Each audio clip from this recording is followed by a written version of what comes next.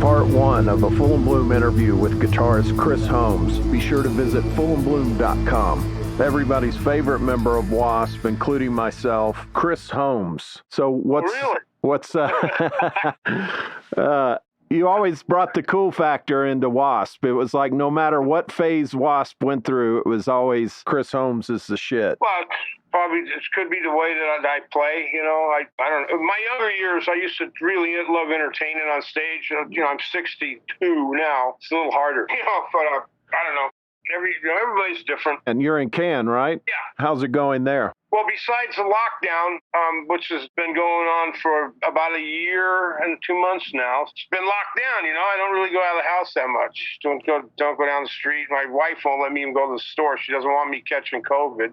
But I got my first vaccine about 2 weeks ago. So if I do catch it, I won't die, I guess. However that all works, But I love it here. I haven't been confronted by a cop, the racism crap about being a hippie or long hair or whatever you call it. A refugee from the 60s, I used to get that all the time. Cop pulling me over, looking up my rear end for drugs and this and that. And when I quit drinking, I used to love get pulled over after that. Right. I used to give them crap, and then I got tired of just cops bothering me all the time in L.A. because of the way I look, So, but I haven't been bothered for 6 years now here at all. Oh, that's got to be nice. Is there anything from the States that you miss besides, say, family? I miss the measurements. The measurements when they say like a temperature here is different. Some of my equipment in standard American inches, quarter inches, 1032 screws. They don't have that stuff here. It's all metric. So it's hard for me to get certain things. Filling your the tires just way different here. How the air works, putting gas in using liters versus gallons is just way mind-boggling. I can't figure out what I get per mile in the cars or whatever. It's still that way to me. I just put it in and hope for the best. When's the last time you've been to the States? Just 2014. Oh, okay. Wow. I left 2014. So you I haven't been back. Amazing. Yeah, I don't have no reason to go back. You don't think you'll ever come here and play some shows at some point? I'd love to. I guess you'll come back see my family. I got sister and brother there, right? Friends. But I've been working on my career with my wife full bore here, hard. And there's a lot of things that I can do here that you can't do in the States. That I can, in this size band I got versus in the United States. So we've been working hard until we get done working, and I probably won't come back. Last year I was supposed to tour in Canada. But that because of COVID, I couldn't. We had 18 shows booked from the Atlantic to the Pacific, all through Canada. And so you'll do those once they lift all that and things get back. It's hard to imagine things getting back to normal at this point. What do you call normal? I mean, what I call normal is when no one's wearing a mask. Right. I don't know when that's going to stop, and maybe the virus is going to keep mutating. Who knows? From 2020, they booked it in Canada. They booked the shows. They did it. We're starting to book it for 2021, and Sarah and I were like, "No, man, you got to wait." So I think they're rebooking them for 2022. If some of the venues are still open, one or two of them have been closed, and they're probably never open again because they didn't get the money to keep going. So I saw the documentary, watched it. Actually, I've rented it 2 different times and watched it, and thought it was just fantastic. How did that come about? I met the guy who produced it or who put all the film and stuff together. Antoine, I met him at Hellfest 2015.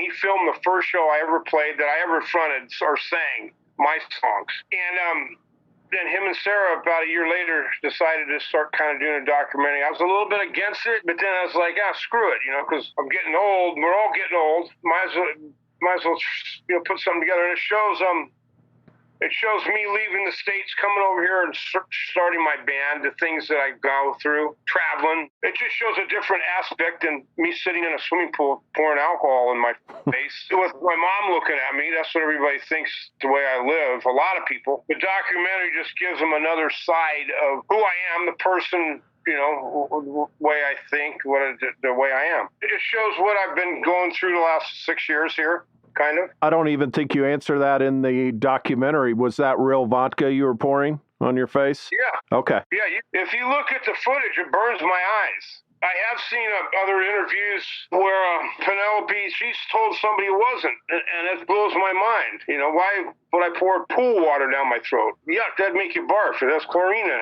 it. Right? Yeah. I'm not the kind of person to really do too much fake. You know, I'm sure you've probably noticed that by the documentary, right? Oh, I mean, come on. I mean, your whole career is you always come off like that. I think it. Well, it's probably this way my mom raised me. You know, my mom and the people around me my whole life. Even there was a comment from Nikki Sixx on Twitter. I don't know if you saw that. The quote was like, "Watching Mean Man about Chris Holmes. I've known Chris for 40 years, and what I love about him is what most people don't like, and that's that he doesn't give a fuck. Hard to compete. Hard to compete with that kind of honesty." Yeah. I met Nikki when he first came to LA about probably the first week he was there. I had just left a group called Sister. I wasn't thrown out. When I could leave it, I left. I didn't like it. And he was like, I remember sitting with him. Theodore's was the restaurant right next to the Starwood. He's all, dude, you left, blah, blah, blah, blah, Blackie Lawless, you know, because in L.A., Hollywood, Blackie was the big thing because he played with the dolls, I guess. That was the big thing with all the people, you know, the big mystique. And Nikki, I can remember him telling me, you know, you blah, blah, blah about him. And I was like, you know, I grew up with Van Halen. This is years after I've already hung with Van Halen, whatever. And I was like, fuck that. Screw that. Can I swear? Absolutely. Okay, I said, fuck that guy, man. I got my own life to live, you know. And I'm talking to Nikki for a while, and he just thought I was crazy. And he had just put together London, I guess, after that. That's where him and Blackie played in London. But yeah, I love Nikki's always been. Every time I've been around him, ran into him here and there, he's always treated me like a heart of gold, and he's great. Great guy. There's a great photo online with you and Nikki Sixx and Blackie Lawless, and Nikki's with some chick, I think. Are we all holding out drinks in our hands? It looks like there's probably some partying. It doesn't look like anybody played a show. Everybody's kind of in their street gear, and so I assume. Yeah, I think that's taken at Irvine Meadows. At Irvine Meadows Concert Hall, at backstage. I'm trying to remember who was actually playing. It could have been Priest or somebody like that, the Judas Priest concert or something years ago, back in '83 probably. Okay, so that was right when W.A.S.P is like big in Los Angeles, but not signed yet, huh? Yeah, okay. No record deal or whatever. And then, of course, in the documentary, you confirmed that you were in Sister. When I talked to Randy years ago, he had said that, no, there's no proof of Chris being in Sister. Yeah, there's proof. There's on the songs on the internet, they play. It used to be called Cries in the Night, but it's a song called Mr. Cool. That recording is actually me playing it. If you listen to the guitar, you can tell it's me. Listen to the guitar work. There's another song. I recorded 4 songs with him. Randy Shafts was in the band before me. That's the guy with the black hair, and they threw him out, got me in. And I played with it probably 6 to 8 months, but it wasn't. I grew up watching Van Halen go from backyard parties to the Starwood to getting a record deal to boom, going on the road. And I watched the way they treated each other and the way their camaraderie was together with everybody. And Sister was not like that. And when I had a chance to leave, I left. And that's when I was talking to Nikki. And I recorded a bunch of songs for him. A song called Don't Know What I Am. Tear Down. Another one was Tear Down the Walls, Smash Out the Glass. Mr. Cool. But that became Cries in the Night, which Blackie had pre-wrote with Arthur Kane, who Arthur Kane sued him and got, I think it was $15,000 for the publishing. And one other song, Don't Know What I Am. And if you listen to it really close, the guitar work, listen to the guitar playing, that's Chris Holmes playing. The way that I hit chords and my sound, regardless of what kind of amps you're recording, is unmistakable from Randy's or anybody else's. You listen to the first 4 W.A.S.P albums, boom, that I played on, and then everything else after that, I never played on. You can always tell. Eldorado, I didn't play crap on that album. I played no rhythm on the album. I played about 2 solos. That was it. But everything previous that, the guitar work is me on all the rhythms and everything, even the first album. But you did play shows with Sister? No. So you just kind of recorded mostly? I recorded. I was in the band. I did some photo sessions. I rehearsed.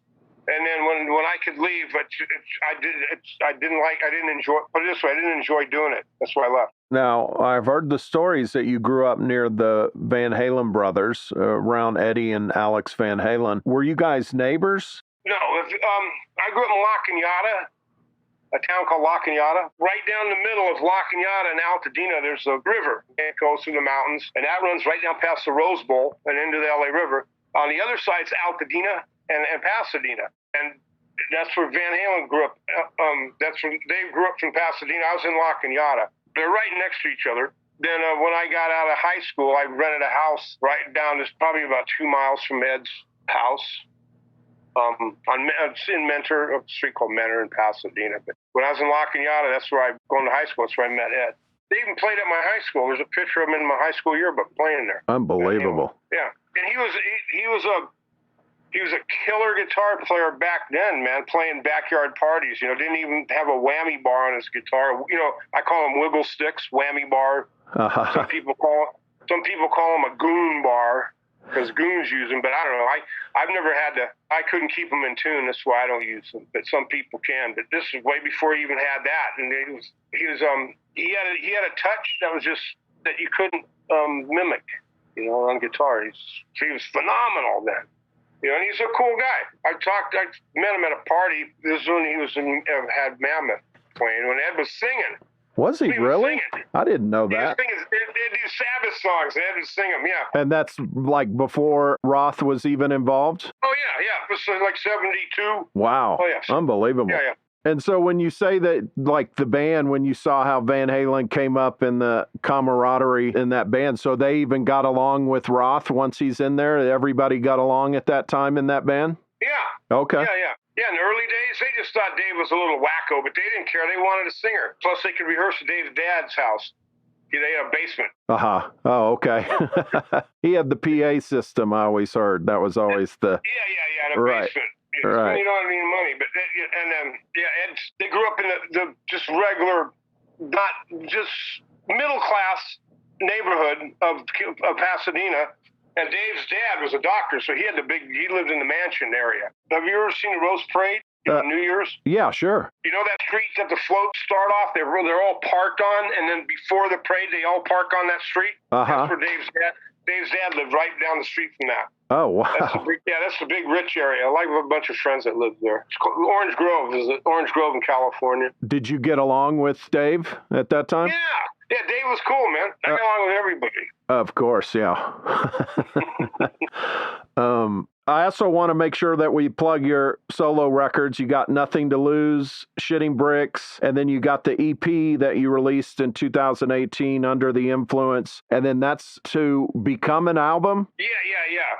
It's the EP to a record called Unbearable Influence. And all the songs are done, the ideas, and they're pre-recorded. You know, but it's just Sarah wants me to do the whole album with a drummer playing acoustic drums and banging them out instead of me programming them. Because on Shitting Bricks, I didn't program them. I just punched them in, you know, each individual track, you know, like a regular drummer playing. I didn't use programmed drums. I used drum hits.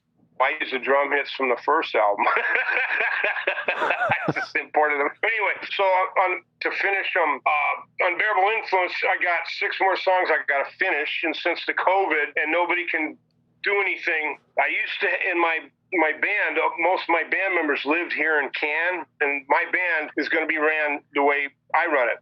And everybody has certain ideas, and they want to do theirs, so they left. I have all English guys now. And my drummer's in England, and he can't fly here because of the COVID. What about doing like just sending the files and then they cut them at a studio or cut them somewhere? Is that possible? Yeah. But we just haven't had time to work that out. And he works, at a job doing he works cleaning up nuclear dumps, hazmat stuff. Oh, shit. Do you remember in England when the spy from Russia poured some stuff into a vial and sprayed it on a doorknob, and some guy touched it and they almost got sick, and then some guy found the vial and gave it to his girlfriend, and it was some kind of nuclear shit. She sprayed it on herself and died. You remember that too? Yeah, he cleaned it up. Yeah, my drummer, he works for the company that goes and cleans up all that stuff. Holy shit. Unbelievable. He does nuclear sites and stuff on hazmat suits,